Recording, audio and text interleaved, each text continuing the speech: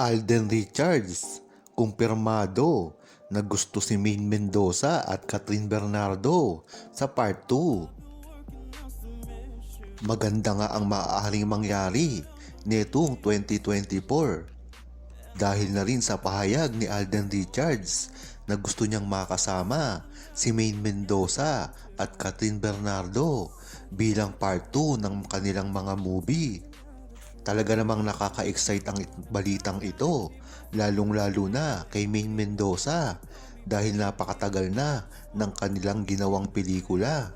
Sana nga ito ang mauna. Gusto rin naman ng buong Aldab Nation na makasama ni Alden Richards si Catherine Bernardo dahil maganda naman talaga ang chemistry nila. Ngunit hindi naman nangangamba ang TBADN dahil si Alden at si Kathleen ay parang magkapatid lamang. Talagang yan ang turingan nila sa simula pa lamang.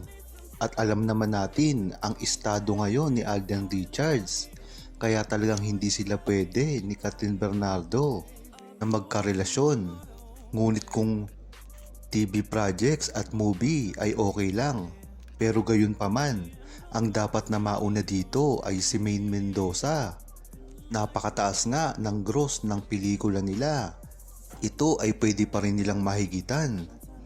Talagang si Alden na ngayon ang blockbuster king ng Pilipinas. Kaya kahit sino pa ang makatambal niya, talagang kikita at kikita. Kaya nga napakarami ng mga babae ang gusto siyang makatrabaho. Kayo ba? Ano ba ang gusto nyo? Imagine You and Me Too? Or Hello Love Goodbye Too?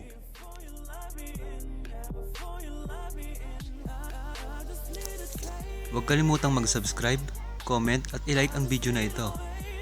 Thanks for watching!